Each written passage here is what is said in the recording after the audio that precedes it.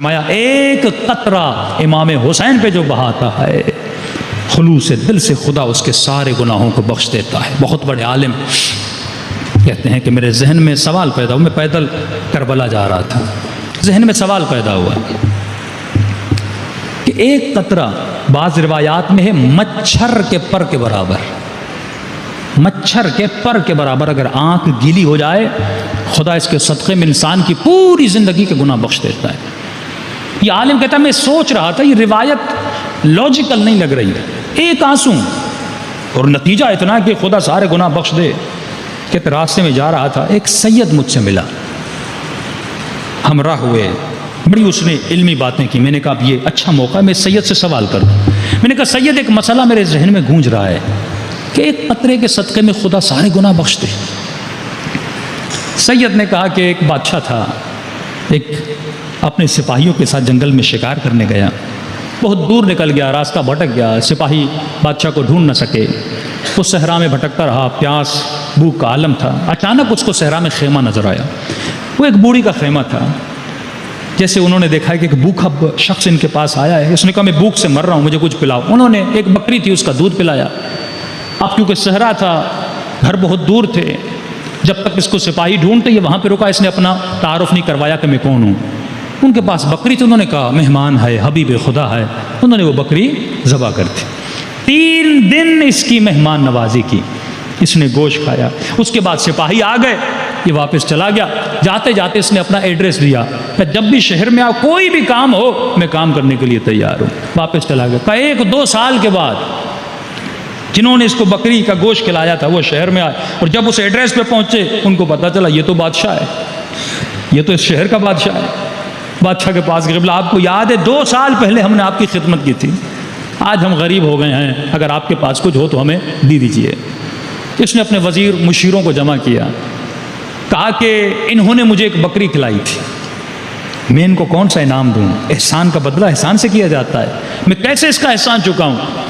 انہوں نے قبلہ اس نے 1 بکری دی تھی، آپ 10 بکریاں دیجیے، دوسرے کا بکریوں کا پورا ریوڑ دیجیے، تیسرے نے کہا آپ اس کو ایک باغ بھی دیجیے، چوتھے نے کہا نہیں اگر اتنا ہی اس نے احسان کیا ہے تو آپ اس کو کوئی مشیر بنا دیجیے، کوئی حکومتی سرکاری عہدہ دے دیجیے۔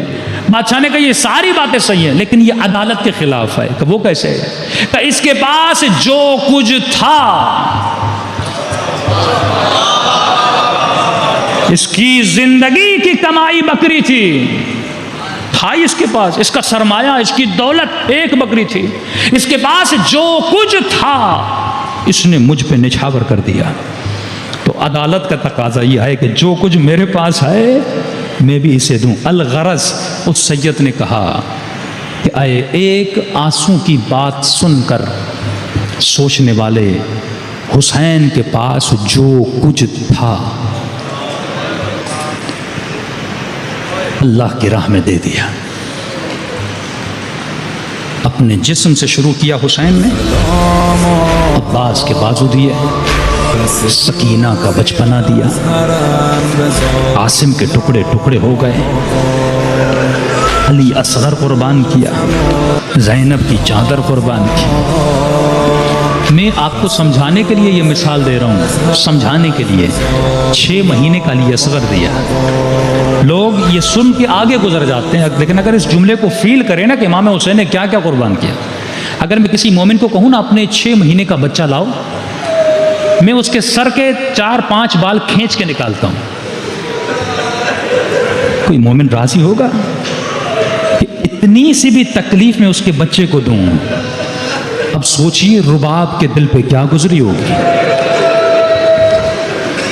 بچیاں سب کو پیاری ہوتی ہیں، 4-4 سال بچیاں، اتنی محبت کرتے تھے امام حسین۔ جب جب سکینہ کی آنکھیں کھلتی تھی بابا کے سینے کو ڈھونڈتی تھی۔